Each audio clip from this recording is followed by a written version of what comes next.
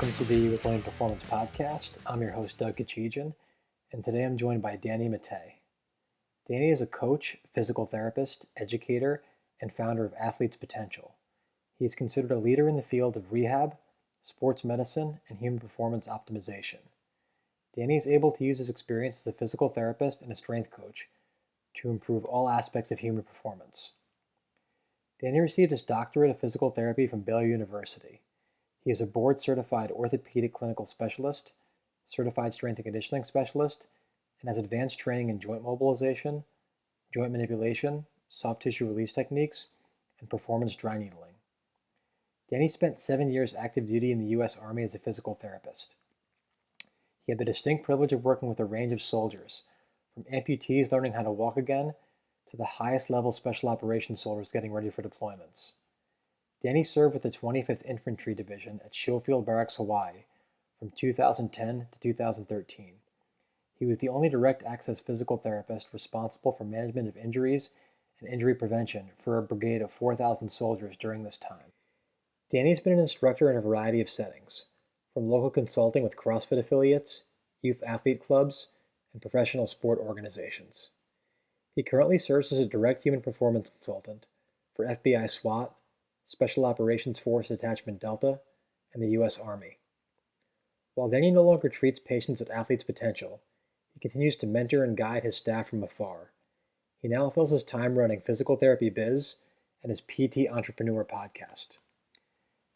Danny and I discuss his personal journey from military physical therapist to cash-based practice owner to entrepreneur and business consultant. We also discuss the challenges the healthcare system poses to providers seeking a satisfying and autonomous career while avoiding burnout and frustration. The takeaway: clinical skills alone are likely not sufficient to create a rewarding career that doesn't compromise one's personal life. Danny, thanks so much for coming on. So you've got a really interesting story, and there's a lot of elements to that story that I don't even know, which is why I'm personally looking to hear from you. You've got this really cool evolution from a clinician in the military to starting your own practice to learning about business, and now you're mentoring people about business, clinical businesses. Would you mind starting by beginning just talking about, what made you decide to become a physio, and then in particular a physio in the Army? Did you want to just did you join the Army first and do a different job, or did you join the Army specifically to be a physio? Yeah, so I joined the Army specifically to be a physio. So, my exposure to physical therapy. So my mom's an occupational therapist, and she worked at a VA hospital whenever I was in high school. So I, would go see what she was doing at the hospital. It wasn't exactly like I wasn't super interested in the profession because honestly, the VA hospital is not like the world's happiest place. It's kind of a, it is what it is, right? There's a lot of people that have had a lot of significant injuries going on there. There's a lot of veterans that have a lot of other health issues that are going on. And so anyway, there were PTs there as well. And I was familiar with that profession, but I actually, I hurt my knee playing football in high school, and I had to have surgery. And I basically did none of the rehab. And whenever I came back for my follow-up after, I think it was a couple of weeks, the PT I had puts me on the Airdyne bike, right? So like the old school Schwinn Airdyne bike. And he has me doing intervals until I puked in a trash can. And while I'm like literally I'm like 16 years old, I'm puking in this trash can. And this guy kneels down next to me and he goes, "Are you going to start doing your homework now?" And, Really? and I go, Okay. "Yeah." And I go, "Yeah." I go, "How do you like your job?" And I remember That's the other extreme from just doing band walks, like making someone do intervals till they puke. this guy was cool, man. This guy was actually really cool. He was actually one of the reasons why I actually started to get interested in the profession, because the way he trained people, he had come out of a university. He was an ATC, went back to PT school, and was running kind of the sports med program of this hospital that I was doing my rehab at. And I just thought, I was like, this is awesome. Like, you get to work with athletes. It was so different than the VA facility where my mom was working. So I got really interested in it, and I started to figure out, okay, well, what does this profession look like? Like, what are my options? And, my dad was career Army. So we grew up on many different Army bases, right? So we moved every couple of years. And, um, it's just, it's to me, it's normal to see like tanks and Humvees and helicopters flying over, and like everybody's in uniforms with guns and stuff like that. That was just like, that was a Tuesday, for us Right. where we grew up. That just was totally normal. Our whole ecosystem revolved around pseudo wars in the woods with other kids. Like that's like what we did, because we thought that was just what you're supposed to do when you grew up. So my exposure, I kind of had these two options, right? I was like, okay, do I go straight into the military? I felt like that's something I wanted to do. And then when I found out that the Army had physical therapists as well, something I was already interested in, I was thinking like, okay, do I go in, spend a couple years, get out, and then go back to do something medical related, which is what I wanted to do. And I found the Baylor program, which allowed me to go in direct commission, because I didn't know until I'd gotten into like college if it was something I was even interested in doing. I was a mediocre athlete. I played a little baseball in college, realized I wasn't like going anywhere with it, started getting a job and studying, and realized I needed to like actually do something with my life aside from try to, maybe play minor league baseball. So I really focused on that, and I got really interested in the Baylor program. So I started to go down the rabbit hole of what I needed to do to actually get into that program. I had no other options. I didn't apply for any other school. It's the only option I had. That's the only thing I want to do. So needless to say, I got in barely, right? I don't know how they got in, because I remember being day one, I sat down, and it's like, I don't know if they do this in every school, but they just like to show everybody how smart everybody else is. Here's our average Yeah. SAT score. Here's our average GRE, all this stuff. And I start looking at it like, holy crap, like, why am I here? Like everybody's score, like I'm nowhere near these things. Right. So I'm not even sure I got in, but I did. And it was a perfect compliment, man. It was like really a really good fit for me. It allowed me to, go into the military. It allowed me to learn a skill set that I thought was valuable, that I was interested in. And then from there, what really I was really interested in was not just going to a hospital, in the military. And they had these jobs that were, kind of trickle down from the special operations community, where they would take a physical therapist and put him embedded into like a ranger regiment, a ranger battalion, like maybe 500-600 guys. Special operations community has lots of these. The special forces groups had one per group, sometimes more with contractors and things like that, but typically one active duty. And I was like, dude, this is what I want to do. Like, this is it. This is exactly the path that I want to go. So my first assignment, I volunteered for a brigade assignment, which is where they took one physical therapist and they put him in a group of about 3,500 to 4,000 soldiers. And they sent me out to Schofield Barracks, which is in Hawaii. So I got really lucky on my first assignment. But the job that I ended up taking was, if they would have left me in that job for a career, I never would have gotten out. Like it was that enjoyable for me, because it was a mixture of strength and conditioning, injury prevention, and like 30% of my time was treatment. So it wasn't all day, every day. And the people that were hurt were actually hurt. And I got a chance to do a lot of front end work. So I really, really enjoyed it. And, I've learned a ton. I got to be around a lot of really, like just unique people. I got to get a lot of experiences outside of medical, I think, as well, it helps with relate to other people. And honestly, man, it was like, I'm very thankful for my time in the military. I'm sure you can attest to this, the things that you've learned during your time there, and how those transition to the civilian world, and in particular owning your own business, is just like so valuable.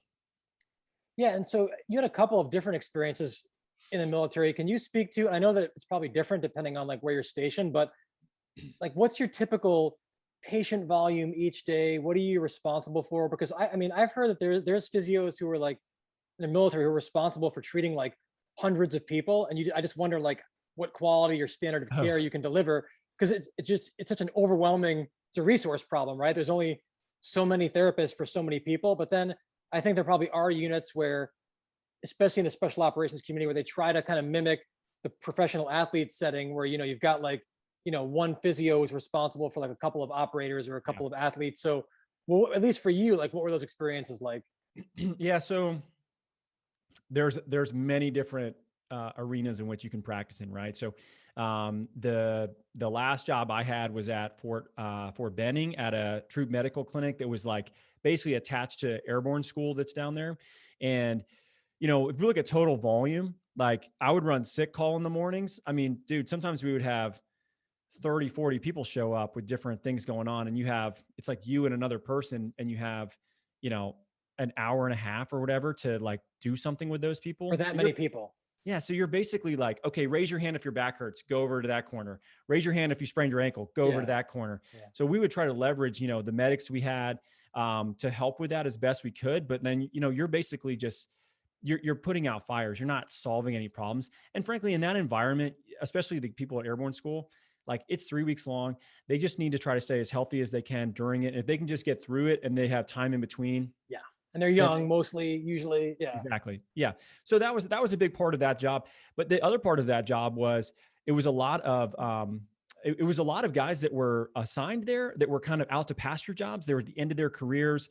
And a lot of those guys, they had some serious injuries, but they also didn't have time to really resolve all that stuff. So they were looking for documentation for discharge purposes, right? So half of my day was triaging a bunch of people. The other part of my day was really, goniometer measurements for VA assessments, which I mean, both of those things I hated. Like I didn't like any of those because I wasn't like solving much of a problem. So yeah, I mean, we would see, if you include sick call, the people that we would see with our average patient schedule, it was easily 20 plus people, sometimes 30 people a day, depending on how we had, they came in for sick call. So, but you still have to write a note for all those people. You still have to document all of that. So like the documentation volume was massive in comparison. And then you have settings where, you're at like a regular clinic, your day might be 12 to 15 people, depending on, how those are set up. But the thing with the military is the no-show cancellation rates are astronomically high. You got a socialized medical system. People don't have any skin in the game. And, especially sometimes we'd see civilian, the dependents and things like that. And like, they just don't care as much because they don't have any reason to have like invested, time or money in this. So they just view it as, it's just a check the box in some ways. So it would be frustrating in a lot of ways, as well as, and not to, granted, like much of my experience has been very positive, but the other piece that is frustrating in the military is like work comp patients is basically almost everybody, because you're getting paid 100% whether you're training or not. And there's a lot of people that just frankly don't want to do certain training, or they don't want to do physical training in the morning, or they don't like to run. So all of a sudden they can come in and they can say, okay, well, this is bothering me. This is bothering me. I need a profile, which limits my ability to do these things. And then you start to get somewhat jaded, where it's like, are you actually hurt or are you not hurt? And that's kind of a bad place to be as a provider, because you have to assume everybody is telling the truth, even though not everybody is. Yeah. Like, how do you tell someone their back doesn't hurt? Like if they say it hurts, but if objectively it might not look like it should, right? Dude, I had this one guy. This is actually kind of a funny story, because his Sergeant Sanchez was his name. And this guy, he would come in to see me, and he was like, he had a great story. His shoulders bothering him, can't do push-ups, right? And this would always happen before a PT test when he actually had to do push-ups. So I would be like, all right, I'd be working on his shoulder, give him a profile. And then I would see this butthole at the gym, bench pressing, like maxing out on bench press, right? With his buddies. And I'm like, dude, what the heck, man? Like, you told me your shoulder hurt. You couldn't do push-ups, yet you're in here bench pressing like 250 pounds. Like, don't come back to my office and tell me your shoulders hurt. So I moved to this is in Hawaii, by the way. I moved to Columbus, Georgia, and it's my second to last day in the Army seeing patients. Guess who walks in my office? Sergeant Sanchez. Guess what's wrong? His shoulder hurts. And we look at each other. Was the PT test the next day or something? I have no idea, but this is what happened. I'm sitting there. I turn around in my chair. He stops in the doorway, and I go, dude, do you need me to hook you up with somebody else? He was like, that would probably be best. And and I switched patients with one of my colleagues so that he could take him. Cause it was just one of those guys that is like not looking to get better. He just come in for a profile around PT test time and just find somebody that would write him something for his shoulder, because he wasn't very good at push-ups. But like, you would see some of that. It's not that common, but it definitely exists. So, I mean, there's pros and cons, man. I mean, I think the autonomy that you get in the Army is really unique. I had PAs teaching me how to do subacromial, injections prior to deployments. These are things that PTs are not doing. Medication, script privileges, imaging privileges. It's truly direct access primary care, PT. Like we would see, and we would catch some weird stuff. Like I've caught some real strange things that are systemic, that did not belong in my clinic. And if it wasn't for a lot of the training that we got, I would have missed some of these things and it would have been really bad for those individuals. So I think that is probably the coolest part about all of it, and something that I wish that the civilian world would adopt, because depending on your state, it can be very restrictive. Yeah, and so a lot of times, like you end up in these like low resource, high volume environments, and I feel like it can be probably pretty hard to develop as a clinician because you're always putting out fires. You don't really have time to learn. And I remember when I was first exposed to you, before I knew you personally, it was because of the your clinical content. Like I didn't know anything. You weren't putting out business content. So Yeah. like, how did you develop as a clinician, and then like how did that kind of clinical focus, manifest itself once you got out of the army? Yeah. So, I mean, my catalyst for getting out of the army in many ways is Kelly Starrett. So, Okay. he and I became friends, mainly because I was just trying to figure out what the heck I could do with this big group of soldiers I was given. So when I went to my brigade, I had no supervision. No one gave me a schedule of when I need to be there. Nobody did anything. They were just like, okay, here, you go do your thing. Because they didn't even know what a physical therapist was. I remember meeting with the brigade commander and he was like, what do you do? And I tried to explain to him and it wasn't very coherent. So he was like, okay, so you're in charge of like improving our deployability numbers. Cool. Got it.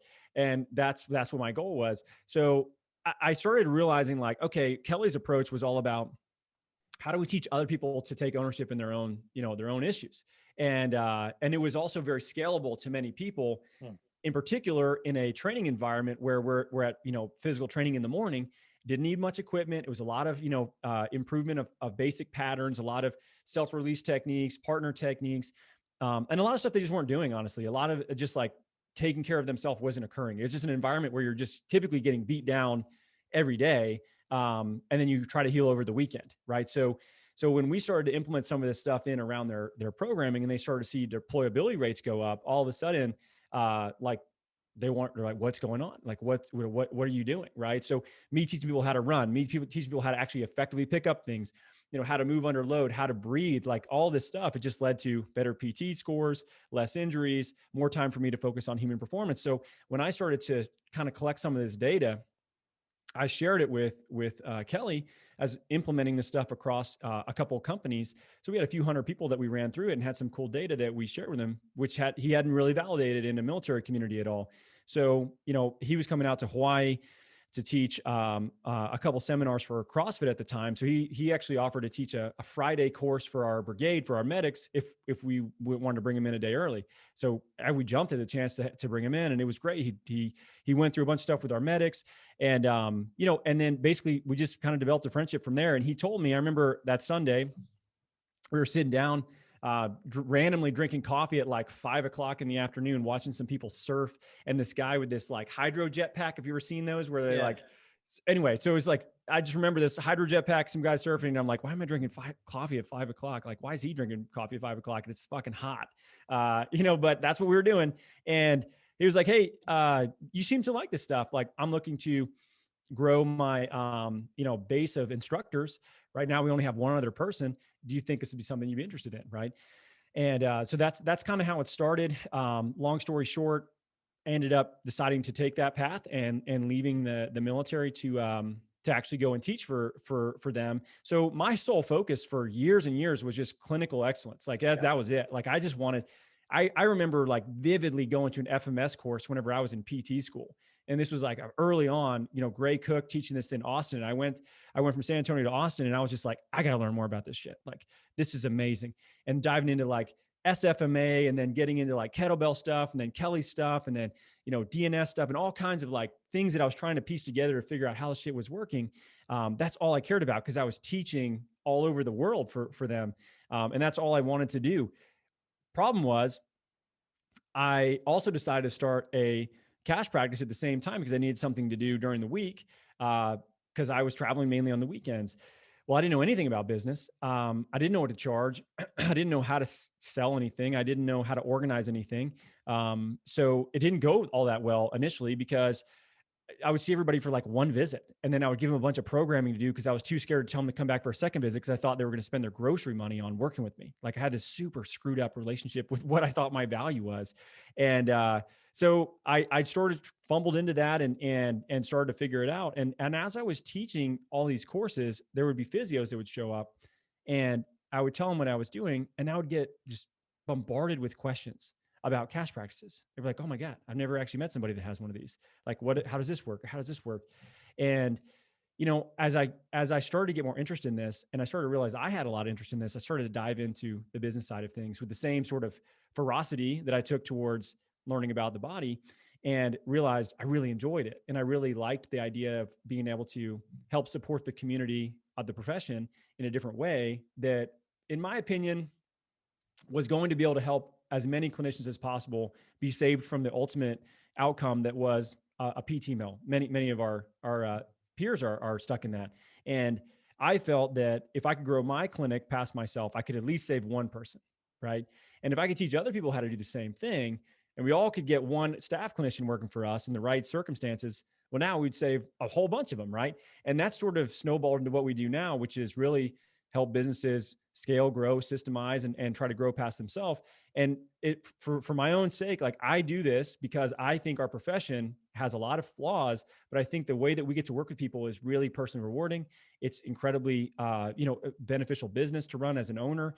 And I think we get a chance to save these people from moving to non-clinical positions that so many of them are doing. So sorry for the long-winded answer, but that's basically how I got to where I was going and why we do what we do, honestly.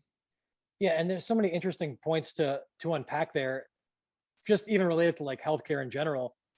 I want to start by like, did you ever even consider working in a more traditional setting, insurance based setting? Because you're coming from like a very structured environment, the military, where they probably, I mean, not that like we got a ton of entrepreneurship training in physical therapy school, and they're not like really trying to cultivate, entrepreneurs in network clinics because they want to retain people. But what made you decide like just to skip the more traditional route and go right into a cash based setting? Because it's kind of like, especially at that time, that was like very forward thinking, and it's non-traditional now, but even more non-traditional back then. Well, so I had an opportunity to partner with a very successful in-network practice in Columbus, Georgia, actually, to open. Um, Honestly, they wanted to open a handful of practices in Columbus, Georgia. They already had some internal connections in the city with docs, and it was actually like, yeah, it was an incredibly good deal. Like, I would have been able to move over into a salary that was more than I was making in the Army. They were going to cover my health care. I was going to own the vast majority of the company, and the goal was to scale it in Columbus, then scale it throughout Georgia, and then sell it to private equity. This is the person that was looking to partner with me on this is what they want to do, and they'd already done this in other states. So they were very good at what they were doing. And I remember coming home and I'm telling Ashley this. I'm like, hey, this sounds like a great opportunity. Like, I'm not going to have to cut the cord. We're not going to go through this sketchy, time when we're not really making any money and we don't know if this is going to work. And I remember her asking me, she was like, well, how is this any different than what you're trying to get away from right now? And Yeah, like, there you she's go. like, you literally sound like you're going to be doing the same thing. Like, is this going to make you happy? Like, cause you're miserable right now. You're doing all this stuff you don't want to do. And I thought about it and I was like, no, this is not what I want to do. Like, this is the same. It's just slightly different variation of what my role was going to be, but I didn't really feel excited about it. You know what I mean? Like, I wasn't like super excited to take the opportunity. I just looked at it as the surest bet, probably more than anything else. So I decided not to do that. And I would say the thing that gave me the most, I guess, optimism that I could make it work was, again, like, I've spent a good bit of time in San Francisco with Kelly's group. And I remember being out there and seeing like where he would work with people. Like, this wasn't even an office. This was a Connex box that they had somehow rigged like an air conditioner into. And it was barely big enough for a table and two people to be in there. Like, you literally had to like shimmy side to side to get around the table because it was so tight. And I remember asking, I was like, how many people do you see? Like, how does this work? What do they charge you? And he's like, yeah, it's like $250. And I see X number of people per week. And I was like, well, like, are there that many people that are willing to do this? He's like, well, I got a wait list for like a month, and not thinking, oh, I'm not Kelly Starrett. I'm like, oh, well, dude, this guy's in a parking lot with a Connex box. I can just find like an office in Atlanta and I could probably do the same thing, So that was a big catalyst for me, was just seeing just how, like, stripped down of environment this was, and how excited people were to get somebody to actually teach them something, teach them how to take care of themselves, and how viral that seemed to be in that setting, even though it had none of the bells and whistles of what you would think a high-end practice would look like. So that was a big one for me. And I'm really glad I got to see that because I didn't know anybody else that was doing something like that at the time. Yeah, one thing that I think you like articulate very well, and you've got a book where you wrote about this, is I think there's a little bit of like of a martyr syndrome in physical therapy and in medicine in general, where it's like because you're providing a service that like people need, because if you're going to have a humane society, there should be healthcare, right? Yeah, But it's like you should you should be working and seeing 25 patients a day, and like probably not getting what you might be able to acquire like in a more free market type system. But and so it's almost like you're trained to not think that you're like what you provide is valuable, that it's almost like volunteer work that you sort of happen to get paid. But then medicine, healthcare is this complex ecosystem where it costs money no matter like how we want to, think that it doesn't. And oftentimes the people that are getting paid are the ones who aren't getting paid the most, aren't providing the treatment, right? It's like so it's true. third parties, and it's people who like in a lot of ways, you know, the more third parties and the more people you have involved in a system, the more it's going to drive the price up. So, but ultimately, then you as the person providing the service gets paid less, and because you've got like private equity companies and health insurance companies all sort of dictating, how the service is provided, you don't have a lot of autonomy as a provider. Your quality of care is compromised, and not only that, but like it's people will say, oh well, this is our healthcare system is proof that like a market-based system doesn't work. But I would argue it's not a true free market because there's not competition, there's not a lot of skin in the game, and you've got like these huge parties with tremendous lobbies that are co-opting the government. So it's like it's crony capitalism. It's the worst of everything. It's not a real market. So how do you like talk people out of feeling guilty about basically like doing a job that they enjoy for a Yeah. price that they can command in the market, and getting over that sort of martyr syndrome? Because I think like you really do a really good job of like telling people, look, you should pursue the life that like makes you happy. And you started with, here's the life that like I want for myself personally, for my family, and how can I shape my career out of that versus being this like martyr for the medical system and then trying to fit everything that's truly important to you around that.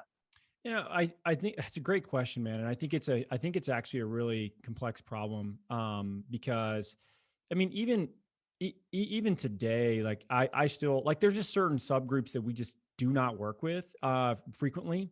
But it's not like there's not options for those people to go many other places. It's just not who we've defined as the people that we feel like we have a unique opportunity to really be able to help, that also supports the business.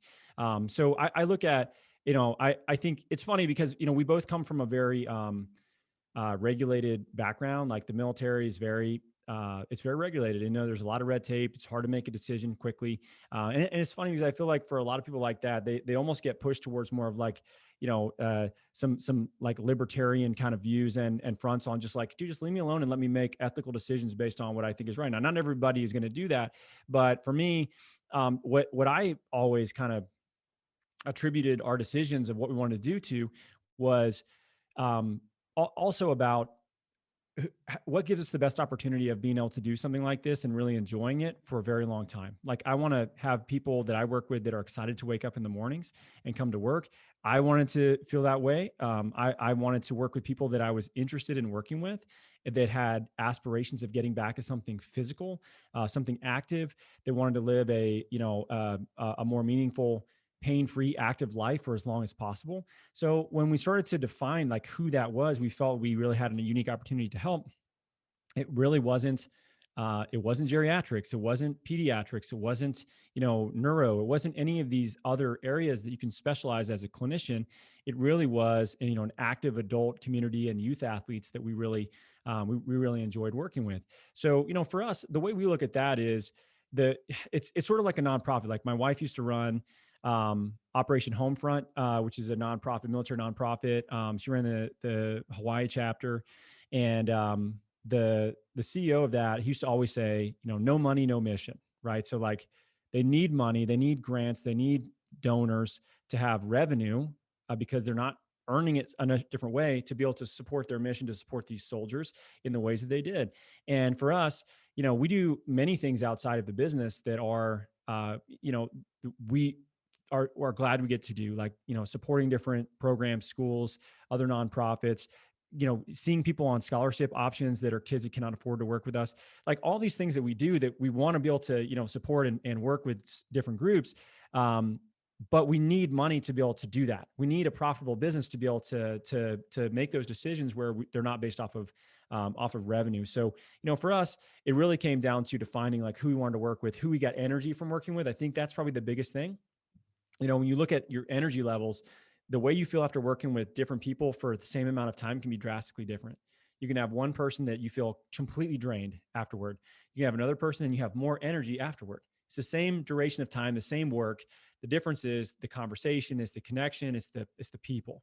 So the people are what drive our company, that they're really what make it a unique place to work and to work with. So, for us to get past that idea that like we have to be seeing all these people and they have to be all these varying different backgrounds was a personal decision based on what we felt was going to be the best for longevity for ourselves as well as for the people that we work with. Cause we're kind of anomalies, dude. Like Doug, you and I are not normal in the profession. Like we like to talk about plyometrics. Like we like to talk to people about sleep. We like to talk about, all these other things, breathing, respiratory cadences, talk about mechanics with running and you name it. Like we like freaking, performance-based things. Not everybody's interested in that, and not every patient is interested in that. And that's totally fine. So what we cater to really is based off our kind of unique background and who we feel like we can hit a home run with. So I think that internal kind of debate with yourself of, oh, am I just doing the wrong thing for the profession or not? Like if you want to go and work at the VA hospital, be my guest. Like they need great clinicians. I can tell you this much. I've worked there. And if I had to work there, I'd be a miserable person at home because I find it incredibly draining on myself. So we made decisions based on what we felt was going to be the best long-term outcome for us based on who we felt we could help and who we really enjoyed working with the most. And that was it. Other than that, you got to just leave it. Yeah. I mean, I think that we can agree that the healthcare system is kind of screwed up, but I don't think that the burden is on individual No. therapists to fix that. It's like vote people in office that Right. like create the system that you want. And I think, that's where we're complicit at the ballot box. But like, no matter whatever people want to believe, like healthcare is going to be transactional at some level, whether the government's paying for it and where do they get money from? Tax dollars, whether an insurance company is paying for it. Where's insurance companies get their money from? They get it from employers, they get it from your premium. So money is being exchanged. To me, what's very problematic about, speaking more towards physical therapy, is at any given point, if you're in network with an insurance company, that company can decide, like we paid you X last year, we're going to pay you Y, and Y could be a lot less. And now now what do you do? Now you've got to totally revamp your business model. Like you are at the mercy of this third party who frankly, like they don't really care that much about providing a great service. Like they have their own self-interest, but the more you have companies whose self-interest don't align, that becomes problematic. And it's a recipe for dysfunction. So I think we're at a point now where like health care has become synonymous with health insurance. And I think there are instances where like, if you tear your ACL, I think you legitimately need to go to physical therapy probably 2 or 3 days a week for a couple of months to make a full recovery. And there should be some kind of a mechanism that pays for that. But for the person who has like anterior knee pain going down the stairs, do we really need a 3-day-a-week model that's driven by insurance? Because you've even done some math and have some calculations in your book where even though the upfront cost of cash-based physical therapy is higher, it does save that system where money is coming from money when you align some of those incentives. And if you take an insurance-based model where pretty much all the insurance companies reimburse the same rates, they provide the same number of sessions for a given condition. So if you say like, okay, patellofemoral pain, we're going to give you 10 sessions, there's no incentive for any in-network clinic to discharge somebody before 10 sessions. So even if that in-network reimbursement is less than what a cash-based provider would charge per session, we know that it's going to be 10 sessions, right? Yeah. And it creates this just healthcare becomes homogenous. Everyone's doing the same thing.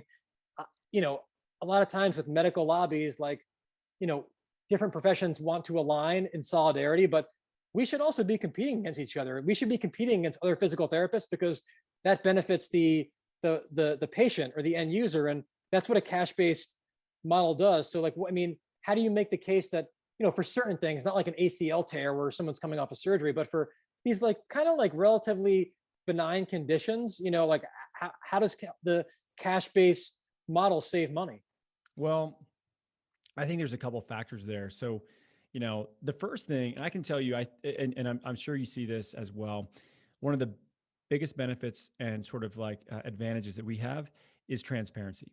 Yes. This is the biggest time suck for people that they do not account for until they have to go through this. Right. Like, if you're listening to this and you've gone to any medical providers, not necessarily physical therapy, and you have what you think your copay is, right? You pay it.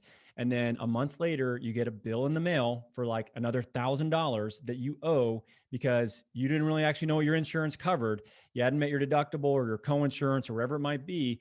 And now you're spending an hour on the phone with the insurance company trying to figure out why. And now you're calling the office that you went to and they don't know necessarily what's going on.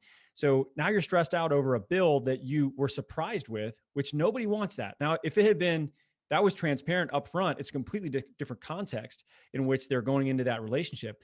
They're agreeing to it, knowing and having the information up front versus getting it sprung on them on the back end. This is a huge problem that we're seeing across the board with the healthcare community. And I think for a lot of people, they are fed up with it if they've ever had to deal with it. In fact, I was in Denver.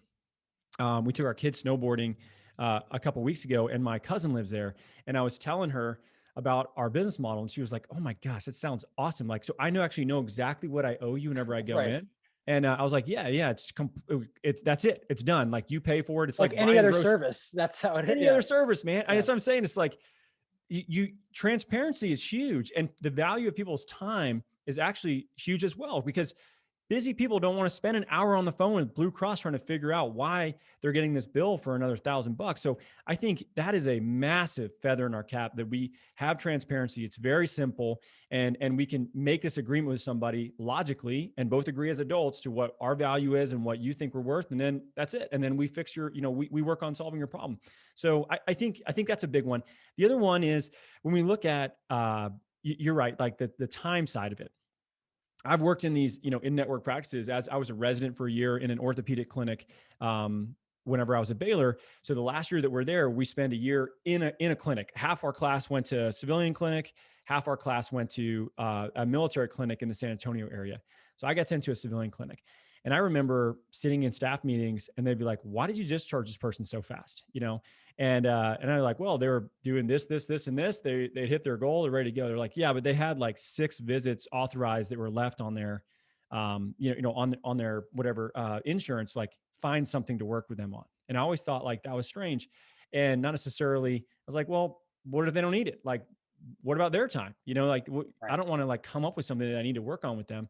And it wasn't like it was wellness based stuff, right? It wasn't like they were telling me, to work on their 5K programming or something. They were just like, put an ice pack on whatever. And like, so I didn't like that at all. And I think for consumers, what they don't realize is, yeah, you're incentivized based off of what the insurance company says you're going to get, right? So TRICARE pre-authorizes like 30 visits. So anytime we have somebody come in for TRICARE, it was like, I'm going to see this person for 30 visits because this is what they're pre-authorized for. If they have an ankle sprain, it's going to be 30 visits. That's just the way that they know predictable volume in their business model. So for us, we can be a lot more efficient with that for a couple of reasons. Number one, they have skin in the game. Like they're actively paying to work on a problem. So they're going to pay attention like crazy. Like think about how much more compliant people are in like a cash practice versus an in-network practice. Like it's not a matter of did they do their homework. It's like almost they'll overdo it sometimes because they want to get the outcome so bad. The other thing is efficiency of the model. We have an hour with people where we get a chance to really dive into education, hands-on work, whatever we need to do versus let's say I'm seeing multiple people per hour. I might only get 20 minutes of actual time with people. And then they're just doing some exercises they could do at home. It's a really inefficient model. Like you don't need to come to this little shitty gym with some TheraBands to do this shit you could just do at home. Like unless I have some super equipment that you need access to, some blood flow restriction cuffs you can't buy, like, okay, I get it. But in that case, like be an adult, I'm going to teach you exactly what to do. I'm going to send it to you. And then if you have a problem or questions, you let me know and we'll make sure we fix it before we get you back in next time. So we see people like basically being able to shorten the amount of time that they're in the office. So that's less office visits that they have to pay for. It's also less time they have to take away from work, less time they have to go find a babysitter for their kids, less time they have to sit in their car in traffic. Like all of the time accumulation outside of the actual visits is massive. Because if somebody told me, "Hey, Danny, your knee hurts. I need you to be here 3 times a week for the next 6 weeks." I'll be like, "I'm good. I'll deal with the Totally. knee pain." Like it's not happening. But if somebody could say, "Hey, I'm going to see you 4 to maybe 6 times over the next 6 weeks. It's going to be once a week. I'm going to give you a detailed plan of what to do. It's up to you to implement it. Are you willing to do that? I'm like, for sure. Like, you're just saved me 12 hours. Like, I'm in. I know 12 hours of my time is very valuable. And most people, it is, because they value their time just as much, if not more, than the monetary side of what they're paying. So I think that's where we really have a unique advantage, but it's not for everybody, because some people they don't have access to a gym. They're not self-motivated. They just want to go in and get on a recumbent bike and then do some band exercise. And they want to talk to somebody and socialize. A geriatric community, I think there's a huge place for a PT office as almost like a third place. Like, they're kind of lonely. They have community there. They're like working on some exercises. They're getting healthier. It's a good place for them. It's just not where I want to be. It's not what I want to function in. So I think that, it's beneficial for a lot of communities, not necessarily the active community that you and I work with so much. Yeah, and there's always unintended consequences. And I think it's a great point that the time thing, like, except for physical therapy, there's really no other medical field I can think of where they demand 3 days a week for multiple weeks of somebody's time. So true. And again, that comes at a cost. I mean, health insurance now pretty much covers everything, not just emergencies. And I liken a health insurance company to a casino. Like, the more people play and the more people spend, the more the casino makes. Like, a health insurance company is not stupid. Just because, like, health insurance pays for everything, they're going to raise premiums. They're going to find a way to make more money. So, like, it's just this vicious cycle where the more things health insurance pays for, the more they're going to make. And it's just like the cost of it is hidden, and the transparency thing is huge. And I want to be clear also that, like, the healthcare system as currently constituted, there needs to be in-network providers, and there are in-network providers who do a great job under the very difficult constraints they work under. But not everybody wants to run their own business. So you can work in an in-network clinic. You're going to get a guaranteed salary, guaranteed patient volume.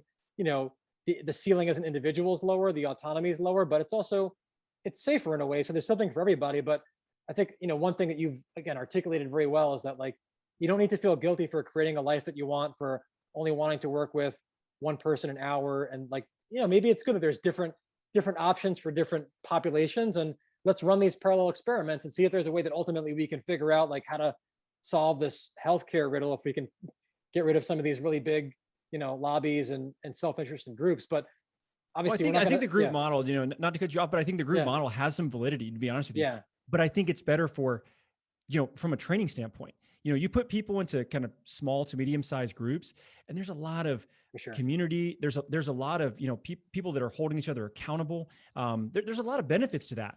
It's just like, but to me, like, if I have a problem, let's say I have a tax problem, I don't want to go to an accountant that's working on 3 people's tax problems at the same damn time, because they're going to make more mistakes. So if I really want to get that specialized outcome, that specialized approach for somebody that knows what they're doing and can help me solve a problem, I need individual approach, at least for a period of time.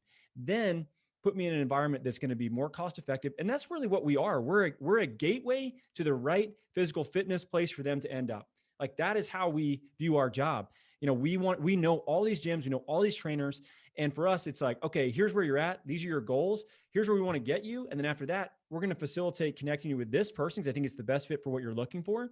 And then we communicate with those coaches about what's going on, and we make that handoff in a really clean way. So it's not that we want to keep people, in these group settings, or we're opposed to these group settings. We just feel like there's a better fit outside of the I'm injured, I need help getting over this and what issue, whatever it might be, to then get them back to where they really need to be, which is in a strength and conditioning environment of some sort, so they can hit their health and wellness goals. And that doesn't happen from us triangulating their back and teaching them how to squat or something, right? Like, they need to add respiratory demand, they need to add load, they need to add speed, change of direction, control, mobility, all these things. And they need to do it with somebody that's going to do it with them on an ongoing weekly basis. And that's not what we do. We get them to those places in as healthy of a state as possible. Yeah. And there's oftentimes there aren't enough PTs to solve all these problems, but I think that's one of the flaws in the thinking, is that, like, a lot of the cases where people are seeing, whether it's an orthopedist or even a physical therapist, it's not truly warranted, but the healthcare system and the insurance-based model incentivizes that overconsumption. So not every person that has knee pain necessarily needs to see a medical provider. And that's why, like, there are non-medical providers that I think have lower cost solutions to a lot of these problems than even what the healthcare system can deliver. If you look at Mobility Wild, like, for a while it was free, and people would, like, throw shade at Kelly, and it's like, all right, so yeah, maybe like sometimes like foam rolling isn't the best thing for everyone to do, or this hip mobilization, but the alternative is they're spending the healthcare system's money 3 days a week for ultrasound and to get Yeah. massage for 5 minutes. It's like, you can't, like, we don't live in a perfect world, right? Like, Yeah. no one's saying that those videos are perfect for everyone, but it's like, all right, someone's in pain, they can try some of these things, they're not really harmful. And if they don't work, now you can see a medical provider. But if, say, even 20% of the people that tried some of these, these platforms that maybe if they have a subscription, they're $20 a month, whatever, it's like, that still has a really high ROI and it could save the system a lot of money. So I Huge. think like you don't need to see a medical provider for all this stuff. And the more, again, competition and options people have, let's reserve healthcare for when it's truly warranted. Yeah. And then, we're not like wasting all this money on frivolous care. But I mean, we're not going to solve the healthcare conundrum right now, but it's an interesting topic. And I think your insight, treating people in the army and then going into a cash-based practice, you've worked in a variety of models. So I think it allows you to see things big picture. But then you have this cash-based practice, you're developing as a clinician. And then your next thing is, well, your next passion is how do I scale my practice? And ultimately, how do I get other people to develop these, autonomous models that give them, a professional life with a lot more, a lot less potential for burnout, a lot more personal satisfaction. So at what point did you decide, like, I really want to dive into some of the business stuff, the practice development stuff, this, scaling practices, and get away more from the clinical side? Yeah. I mean, for me, it was sort of it wasn't a intentional transition.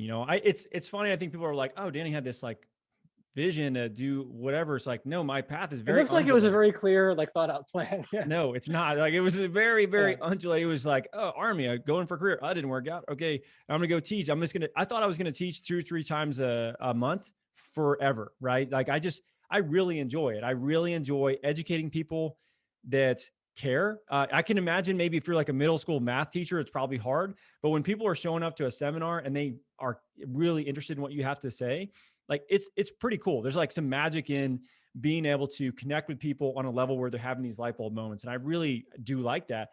But the travel got really hard when our kids started to get older. And, I mean, it's just one of those things where you can have anything you want, but you can't have everything you want. And as much as I like that, I like being around my family more. And I appreciate that time more than I do, the time when I would go teach. So we started to strip that down somewhat. And I started to do that earlier than whenever I started to work with people in their businesses. It just happened to be kind of close to the same time. And for me, what happened, around the beginning when I first started kind of doing some consulting work was, I just started getting like I said, a lot of people that were reaching out to me trying to figure out what I was doing. And so it was taking up a lot of my time because I was answering these like, 10-part emails. Ashley would be yelling at me to be like, do not answer this person. Like they're wasting your time. Like they're not, they're literally, it's a one-sided relationship. And I'm like, no, this is like, we got to change the profession. So I would like spend all this time researching stuff and send it back.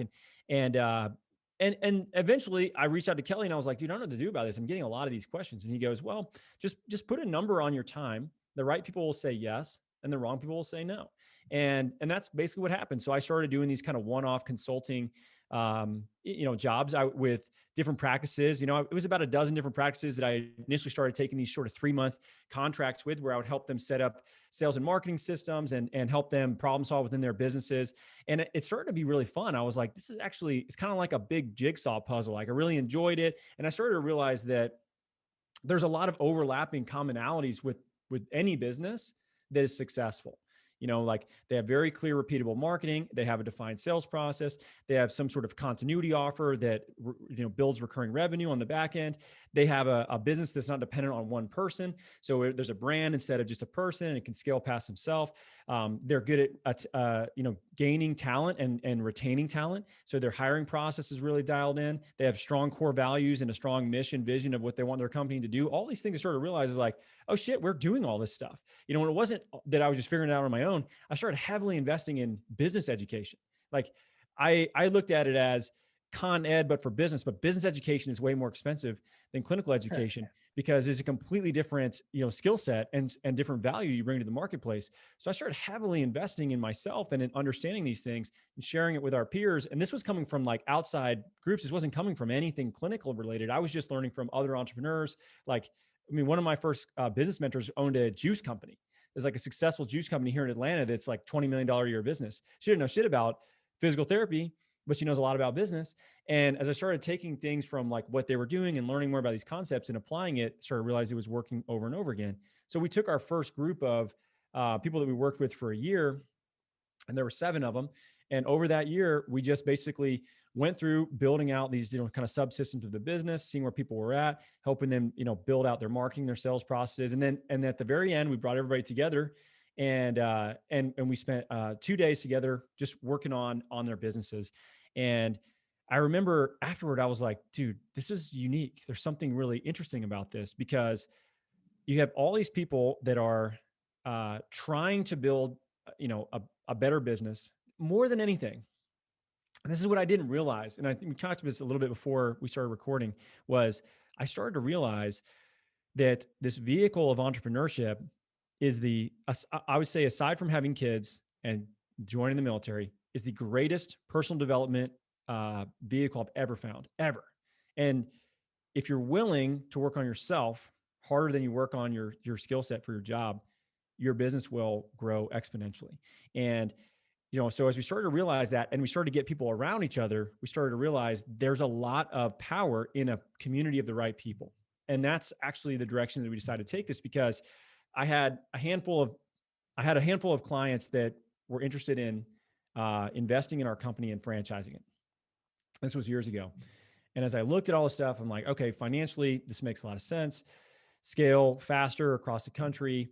I retain a lot of sort of, the rights of what things are going to look like and quality control. But I felt the model was unfair and somewhat antiquated. I think the model for franchise is best for the owner of the franchise, not the individual franchisees. So we decided not to do that. And what we decided to do was just set, hey, this is what this is worth. This is what it costs to work with us. If you want to do it, cool. If you don't, no big deal. We don't take any of your business. It's not based off how much you make. It's not like a scale that changes like a franchise does. And yet we still systemize, share, and compile all of the data from all of these other businesses to openly share in real time, just as a franchise does, but without the negatives that we thought would be attached to it. And it would have been a much better financial move for us to go that route, but we also felt like it wouldn't be the right choice for us from an ethical standpoint. I didn't agree with the model. So that's what ended up happening with we get to work with you guys. Like when we get a chance to get 100 of the right business owners around each other, and they're openly sharing what's working with one another. And that network of 100 people really is 1,000 people. You look at loose connections outside of that. I mean, it's powerful. It's super powerful. It's like being in a physical therapy performance PT gang. And we just get to win more often because we have more people, more data, more resources, and more power behind a lot of people. So that's the direction we end up taking it. And I really think that model, like it's the best way we found. I don't know if it's the best way. It's the best way so far we found to get results with people and for them to actually like meet other people that are like them. Cause entrepreneurship is lonely, dude. It's fucking lonely when you're just getting started and you're like, you don't know what to do. And people aren't necessarily like you. Your friends aren't talking about, they want to talk about fantasy football and you want to talk about your business and these things you're learning and these things you're going through. And you can't relate to people sometimes. But now all of a sudden you have this group of people that are just like you at different stages. And it can be a really important thing from a mental health standpoint, from a physical health standpoint, from a relationship standpoint, not just the revenue side of it as well. So there's a lot more to it on the personal side now than I ever thought there would be. I thought it was all just P&Ls and, whatever. But there's a lot more outside of it that I think is just as beneficial.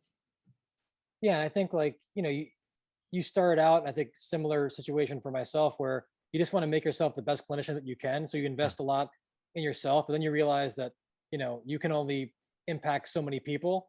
And then, you grew your clinical practice. Like I've got, Greg and Trevor, like we started out the business together. So we were all investing in ourselves and one another, but now we're like, okay, the three of us can only treat so many people. So how do we, and I think, another thing too with entrepreneurship is like, if you really should believe in what you're doing and you shouldn't have trouble selling it if you believe it. Like we legitimately believe we're providing a great service relative to, the alternative and the medical system and other physical therapy. And we want to be able to develop other employees to share that. And now you've taken that even a step further and you're like, how can we get businesses to grow? And you're thinking a lot more in terms of systems and how to create network effects and impact people exponentially instead of one at a time, which is really what the healthcare needs system needs if we're going to transform it. So where do you go for that just like creative inspiration to learn to think globally in terms of systems and not just have this myopic view, which we do need sometimes, because if we're going to Yeah. treat people, we have to be myopic. But how do you zoom in and zoom out and get that creative inspiration to think deeper, and how you can kind of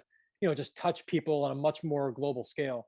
I think it comes down to time, honestly. So, for me, for years, dude, like my schedule was crazy. I told you my schedule earlier, like, oh, like you must have this crazy schedule. My schedule is not crazy at all anymore. In fact, I work less now than I've ever worked in my life. Not to say that like I don't get as much accomplished. I'm Yeah. more efficient. I understand how to schedule my week out better. And I'm also not trying to do a number of different things, because for a very long time I was teaching, a couple weekends a month. I had 2 podcasts. I was treating patients. I was running the practice. I had this consulting company. I was working with other businesses. We were bringing other people on. All that stuff is just scrambles your brain. You're doing too many different things. And when I just distilled it down to like, okay, what is my best opportunity to positively affect, to your point, healthcare. So uh, I honestly believe practices like ours are one of the unique opportunities for people to get long-term positive health information in a way where it's going to be actionable and they can use it. Because people like you and I, and our practices and all the practices we work with, we're having these conversations about, dude, what's your sleep like? Like, what's your nutrition look like? How are you managing your stress? Like, yeah, I know your back hurts, but like, how are you sleeping? What's work look like? How are your relationships? We get a chance to get into this ecosystem of, sleep, stress management, nutrition, and movement that all encompass each other and affect each other in a way that transfers to either not being healthy or being healthy for a very, very long period of time. And when we look at the healthcare system, it's a broken system. It's fucking broken. We all see that. Like, United Healthcare, and I'm as capitalist as it gets, right? I'm all for everybody making money, but when you start looking at something like that, and they generate what $270 billion in revenue last year, and somebody like Amazon, I think was like 350 billion, somewhere in that range. Like, you're getting pretty close to one of the biggest companies in the entire world. It's a healthcare group that doesn't come from anything besides a lot of revenue coming in ways that it probably shouldn't, because of what you're saying with these third-party system. And it's not like we're making billions of dollars. That's not happening. And we're in the trenches actually helping people get better. So when we start looking at how can we have this net effect, how can I help the most amount of people, which is always been my goal, is I get a lot of personal satisfaction out of actually helping people. And I think the healthcare side is what leads to people having more fulfilled long-term lives, where they're actually enjoying their time while they're here with the people that they want to be around, and they can enjoy the world, which requires them to be physically able to do so.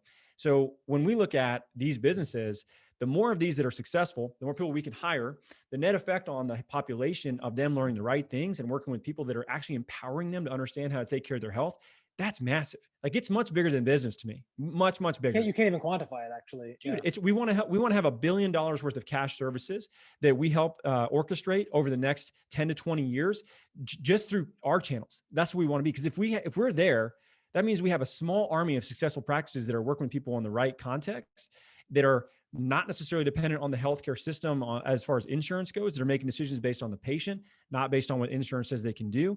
And the net effect of that on our nation, frankly, on our biggest problem, which is healthcare, which is our biggest reason that, besides a pandemic that has caused a lot of debt recently, like if you look at how much we pay for the sick people that we have in this country, it's astronomical. Like, we all pay for us eating nothing but McDonald's. Like, that is a huge problem. We have to understand that that's what's going on. It's not going the other direction at all. So for us, we just use this vehicle of a successful business to help chip away at the national health issue that we see. So for me, I started to get very clear on these bigger goals and vision that we had when I actually had time to think about things, and I actually had time to really distill things out, go for a walk, and just literally just go for a walk and think about something. Like, I think that right there, for most people, like, they're just constantly like, oh, a podcast or to listen to music or whatever. Like, I solve a lot of problems when I go on a run. I solve a lot of problems if I take my dogs on a walk. Like, that is where I think people miss, these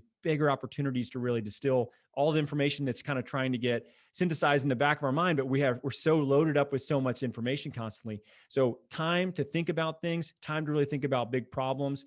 And also, like, looking at things slightly differently. Like, I've gotten a lot more into sci-fi recently. It sounds weird, but like listening to like audiobooks where people are like these alternate, universes, or, whatever, like things that are going on in these novels, but they're sort of looking at human pain points through a different lens of fiction.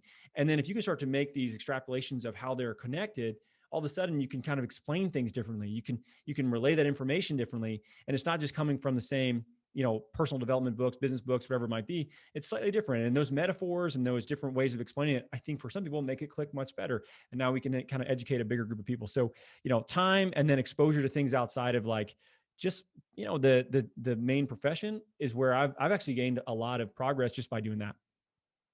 Yeah, and again, I don't want to suggest that like doing the cash or the out of network model that we've chosen is necessarily better, but it's a different option. I know there are people here who are, they are burned out. They're working in the busier clinics, and they kind of have these existential crises where they realize that maybe the profession is not what it was advertised to be, what they thought it would. And Yeah. you've got various services at various price points that can help people to make that transition. Because there are a lot of people who want the alternative, but they have no idea where to start. So what are some of the various services that you offer to kind of help people, educate them about like starting a cash-based practice, or kind of, creating just more personal autonomy from a treatment standpoint?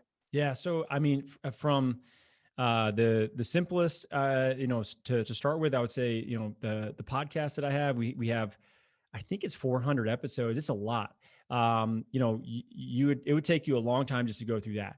So the PT Entrepreneur podcast, you can go check that out. It's totally free. I wrote a book. It's called Fuck Insurance. You can get it on Amazon. You can go to finsurancebook.com. It is what it is. I'm not a fan of the third party insurance companies. That's primarily what I'm talking about. Clearly based on the title. Yeah, exactly. But I think that there's a way that we can really decide that we want to use our skill set in a way that we want to use it with the people we want to use it, and we can have these relationships that are completely outside of insurance and truly help people that are looking for it. So you can go and grab a copy of that. We have a handful of different programs. One is our clinical rainmaker program. This is really for people that are just getting started or looking to try to get up to around that $10,000 mark per month, which really is that stage where it's a really important stage. If you can make $10,000 a month in your practice, you basically know you never have to work for someone else the rest of your life. And if that's just where you stay, and that might be the handoff that you're looking for. That might be the the lifestyle business that you're talking about with somebody that just wants to work 2 days a week. Like one of our first mastermind members, she just wanted to work 2 days a week and replace her income because she wanted to raise her daughter. Like that's all she wanted to do, and that's a great goal. Like it doesn't have to be I want to scale past myself and do these other things. It could literally be, hey, I want to see if I can cut my schedule down to 2 days a week and not work 5 days a week and spend the other 3 days with my daughter. Right. And like, that's a great goal. That's what we were able to help her do. So the Clinical Rainmaker program is 3 months long. There's a lot of educational resource in the back end, systems for you to get plugged in, and actual coaching, like one-on-one coaching, group coaching that we do. And our success rate has been really cool to see people, during this really fragile stage. I think they don't know if they can do it. And for them to kind of see other people that are doing it and break through these different revenue markers is big. And then, the mastermind is the big group that we have, the one that I feel like we honestly have the best opportunity to make long-term change in the healthcare profession with. And, that's a 12-month long program. That's a group. We're very picky about who we let into that. Frankly, it's just, the culture is unique. The people are really unique, and it's people that are really trying to grow businesses past themselves, to effectively employ other people within our community, and affect the profession in different ways, whether it be digital or whether it be in person, or scale brick and mortar locations. We get into all kinds of different things from the business side, with that. And I would say, aside from that, I thought about this today. I think it's probably relevant to what we're talking about. And there's two main reasons we see people go this route. And I'm interested. I would like to know actually why you decided to go this route, Doug, because as I thought about this, I kind of distill this down to two things. One, I feel like is money related, but it's not purely money related. It's you hit a ceiling fairly quickly as to what you can make working for somebody else. And in our profession, and really it's right around $100,000 if you're lucky. Depends on the area you're in and what you're doing. So what happens after that? What happens after you're like, oh, in 3 years I hit the top, 4 years I hit the top, I'm a clinic director. Like, I think that they just get frustrated, and there's lack of progression, lack of opportunity from there. They have nothing else they can do unless they start their own practice. Like, they don't have much of a choice. The other thing is lack of being able to use their clinical skill set the way they feel like it deserves. Yeah. And I think that is the number one biggest thing for people like yourself that are like legitimately interested in becoming a world-class clinician. And if you take a world-class clinician that is head and shoulders better than the people around him, number one, they're not going to be there very long, because you can't have an A player around a bunch of B players for too long, or they get frustrated. The other thing is, you can only put somebody in that model for so long before they get super frustrated they can't use all these skills the way that they deserve, and they're not getting the outcomes that they want. So these are the two big things that we see. And depending where you're at in your business, I think these are valid reasons to go and do your own thing in their own right. But what was the driving factor for you? Because I'm really interested, because like you're a non-traditional background at that as well, for where you come out of.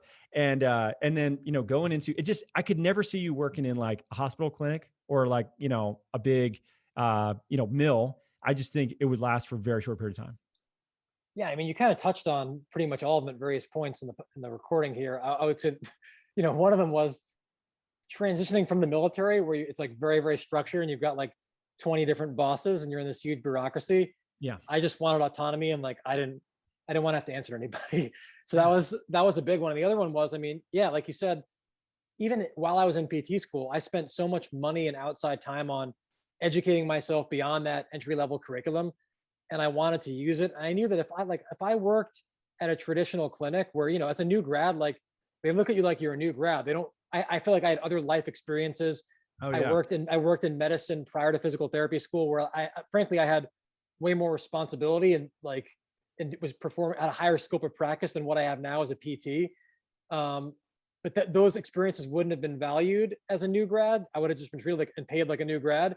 And so if I was doing things that were different than what was being done in that clinic, I probably would have been shunned. It's like, why are you working on, like you said, running mechanics with a runner, even though it seems pretty obvious? Like, why are you deadlifting with an elderly person that has back pain? Like, to me, it's like obvious. Why would you not do that? Yeah. But as a new grad, like, those aren't the things that you do when you're a new employee. Like, you can't have a totally like radical treatment model. And I just knew there was a better way. And even from like an ethical standpoint, I felt like even if someone's going to pay me more money to provide the service that I think is really beneficial, at the end of the night, like I sleep better doing that, then it's like, yeah, you paid a $20 copay, and the medical system, the insurance company paid the rest, even though it's costing society a lot more. If I can't do the job that I'm capable of with you, then even though it costs less money, I don't think I'm providing value. So value isn't just contingent upon, the dollar amount. It's contingent upon dollar amount to the efficacy of the treatment or the legitimacy of the service. And again, like, I think there are people who do a great job in network settings, and I actually want to there's somebody I have in mind, and I'm not going to mention his name until he agrees to do it. So I'm not like throwing him under the bus, but I want to have people on here that are really doing a great job under these constraints. But I was like, I started physical therapy. I went to physical therapy school, started at 29 years old. I just didn't like want to have to like pay my dues in this. Yeah. I already paid my dues in a different job, Right. And I just wanted to have that autonomy. And yeah, and again, it's like, no matter how like we talk about all this like autonomy and disposable income and stuff, like I'm not going to be sitting on the beach all day collecting money while I don't work. Like, my kids are going to be in school. I'm gonna have to do something during the day, so I'm going to be working no matter what. But if I'm going to be working and putting in the time, like, yeah, I think that I would rather make more money for the same amount of effort. And like, I'm not ashamed to say that. And like you said, there's a ceiling if you're working for somebody else, especially in physical therapy. And if you think you're doing a better job, why would you want that money to go to a bunch of third parties or to a bureaucracy or venture capitalists? Like, are venture capitalists really helping healthcare? Again, if the money is going somewhere, so it may as well go to the person that's providing the best service. And yeah, like, it does take it's like a mental exercise to kind of get over that, because you're like, well, I want to help people, but you can help people and have a fulfilling life too. And I think that's what I hope people get out of this conversation, is like, there is an alternative. And I think this profession has so much potential but I think a lot of that potential is being wasted by some of these systemic constraints. And, if you're willing to, it's stressful too, because when that pandemic hits, you're like, oh, like I'm responsible for getting myself out of this mess. But at the same Exactly. time, like I feel better if there's a crisis, knowing that like it's me and my two and Greg and Trevor. Like I have more trust in myself and them than I do in this massive bureaucracy to get me out of it, because like my interests are much more aligned with resilience than my personal interest would be with a larger corporation. So there's an alternative, and you've got a bunch of different options that I think fit people. There's no one ideal solution, but you offer a variety of options. And I'll just say here, to be transparent, it's like I don't get people on these podcasts as like an abstraction. Like if I get a guest that has a good like speed resource, like they don't give it to me for free. I pay for the resource, and then after I enjoy the resource, I get them on the podcast. Like resilient, we partake in the mastermind. Like so we're like we're eating this cooking too. It's not just like we're not getting you on and saying other people should do it, but we don't. We've done it. It's helped us. I mean, we were successful before, but I think it's helped us to make a leap. And I think that, depending on where you are in your business, you offer, a model that can cater to that. So I would encourage people to at least look into it, because you've got one life. And like my priorities now, especially being like over 40 and having a kid, like, Yeah. yeah, I don't like, I've got a finite amount of time, and I want that to go to the people that I care about the most. And I'm not ashamed to say that, like, yeah, I value my time with my family more than I do with like a stranger or somebody on the internet. And when someone's in front of me in a professional setting, I give them everything I have. But like, I don't want to go home, to your point, where it's like I'm just so burned out from working in this Mhm. miserable setting that now like it's affecting my personal relationships. And I Dude, I, I that's so had true. hard work days where that's been the case, and like I don't want to do that. Well, Yeah. and to take it back to whenever I left the military, like, it's funny what they'll do to try to keep you in. I don't know if this Yeah. happened to you, but like they'll just dangle like, like they knew, oh, Danny's interested in going to a special forces group. I wanted to take a group assignment. I go to drop my paperwork. Oh, hey, by the way, Danny, seventh group spots opening up. Like, do you want to stick around? And I was still kind of on the fence about whether I was going to do that or not, whether I was going to stay in. And I remember like I had a conversation with my wife, and basically every day I would get home around like 3:30. I would go in for sick call. I'd be there from like 5:30 in the morning until about 3 o'clock, head home, and I would fall asleep every single day on the couch when I would get home. Every day at 3:30, I would fall asleep. And it wasn't for sleep deprivation. Like it wasn't for that. We had young kids, but like I was getting as much sleep as I'm getting now. Like I would fall asleep every single day at 3:30 when I would get home. And I had no energy for my family by the time I got back, because I was so burnt out. I was so frustrated with not being able to do the things that I got a lot of energy from. And I think you have to ask yourself, it's like if you feel this martyr sort of syndrome of, oh, well, I'm only working with certain people and not other people. Like you also have to ask yourself, if you are so tired, you've given everything you have, all the energy you have for the day at a facility that is just draining you, and you get home, you have nothing left for the people that you want to spend the time with the most. Like you're being selfish in a completely different way as well. And for your kids, like they want to interact with you. Kids have a ton of energy. They need you to be able to engage with them and ask them questions and play with them and read to them and go jump on a trampoline with them. And all that requires energy. And if you don't have it at the end of the day, it means you're doing something that it doesn't interest you. It doesn't align with what you want to do. And as soon as you find that thing, and I can tell you, this is for me, why I could never work I'm chronically unemployable. It's impossible. Like I could not do it. It's because I value my energy levels, my experiences that I get to choose whether I burn it to the ground or something successful happens, at least it's on me. I value that significantly more than anything else.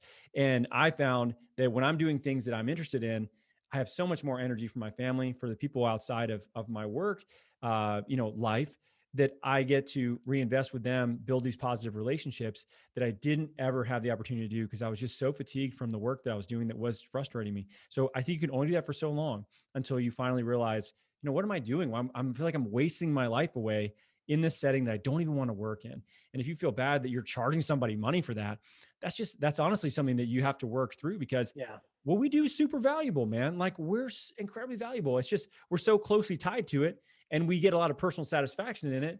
that everybody would do it for free if we didn't have to make money. I would totally work with people for free if I didn't have to make money. I work with people for free today Right. that are friends of mine, family of ours, that like, I just want to use my skill set to be able to help them.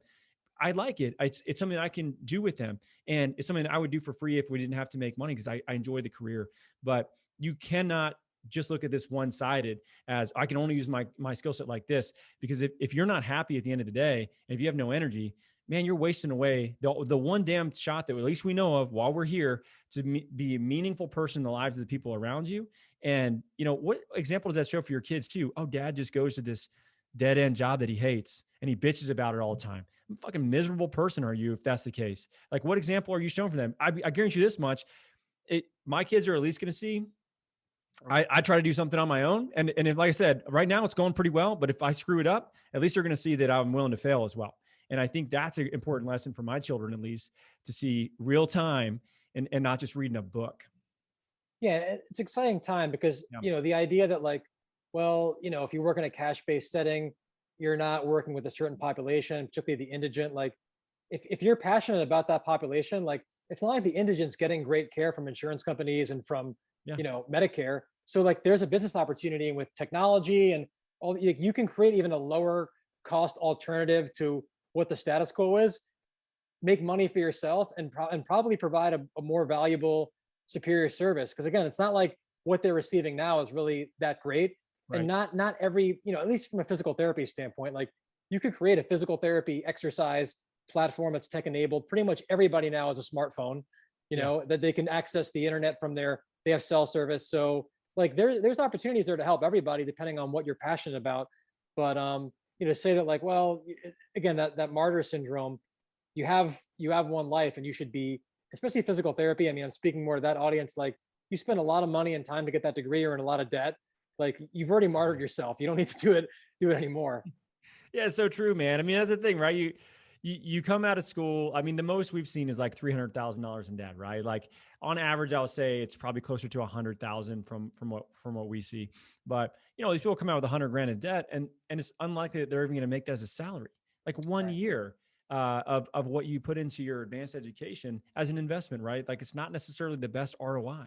And to your point, even talking to your friends, if you really look at it, like let's say you charge $200 a visit, and you see 20 people, a week, right? So you make $4,000 a week, $16,000 a month gross, right? And if you run an efficient business, you're going to be able to keep the vast majority of that. Should be 80 to 85% of that pre-tax. Okay. So you should be able to at least replace, if not all the way up to potentially double what you're making as a clinician and compared to doing some of your own. If you decide it's the right fit for you, if you decide you don't want to, go that route, if you're willing to take a chance on yourself, and there's some inherent fear and risk associated with that for sure. Like it's terrifying to think about, doing your own thing, and not so much from the financial side, but just failure, like failing. Like for me, I know I was the only person. I actually don't know if there's anybody else in our class that has actually started their own practice at this point. But my own class at Baylor, like, and I knew what all my classmates were doing, and they knew exactly what I was doing.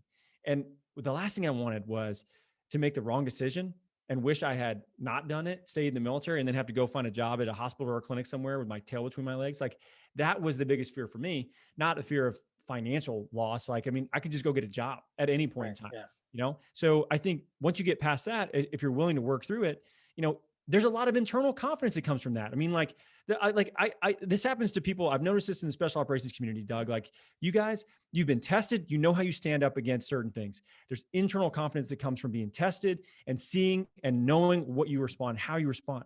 And for a lot of people, they don't know those things. And not everybody's going to go in special operations. Not everybody's going to become, whatever, a military provider of some sort, or an operator of some sort.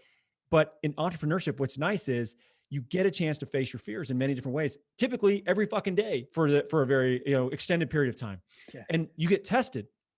And you get tested, and you know how you respond. And that leads to a lot of confidence that affects many things outside of the business in a really positive way. Because at least how you responded under a serious, test. And that internal confidence is rare. And I find that people find that, they gravitate toward it. Leaders typically have that, but that doesn't come from reading a book. That comes from actually doing something, and getting tested. Yeah. You've been really generous with your time. I mean, where can people connect with you, either via social media or however you prefer to be contacted to learn more about, some of the stuff that you offer? Sure. Yeah. So Instagram's is Danny Matta, Matta PT, is it. You can go to Physical Therapy Biz. Biz is how we spell it, .com. You can just Google me. There's all kinds of, it's very easy to find, to find me and where we're located. But Physical Therapy Biz is our education company. That's where a lot of, the companies we get a chance to work with. If you're interested in seeing what our local practice looks like, it's called Athletes Potential. I still own it. This isn't theory. We're actually doing this. And, so if you want to see what that looks like and what we're doing there, you can go check that out. Our practice is in Atlanta. So yeah, that's pretty much it, man. But I really appreciate the time, Doug. You're definitely somebody I always enjoy chatting with. I love, your perspective on many different things. I think is unique and it's refreshing. So thank you so much for having me on the podcast. I really, really appreciate it. Yeah, awesome. And, there's still probably a lot more to cover. So hopefully we'll have you on again soon. But yeah, thanks again. And very thought provoking for me as well. Yeah, absolutely, man. Thank you. Thank you. Thank you for listening to the Resilient Performance Podcast. As a thank you for listening, please use promo code PODCAST for 10% off our professional development resources at resilientperformance.com. Also, make sure to sign up for our mailing list to receive exclusive content and promotions.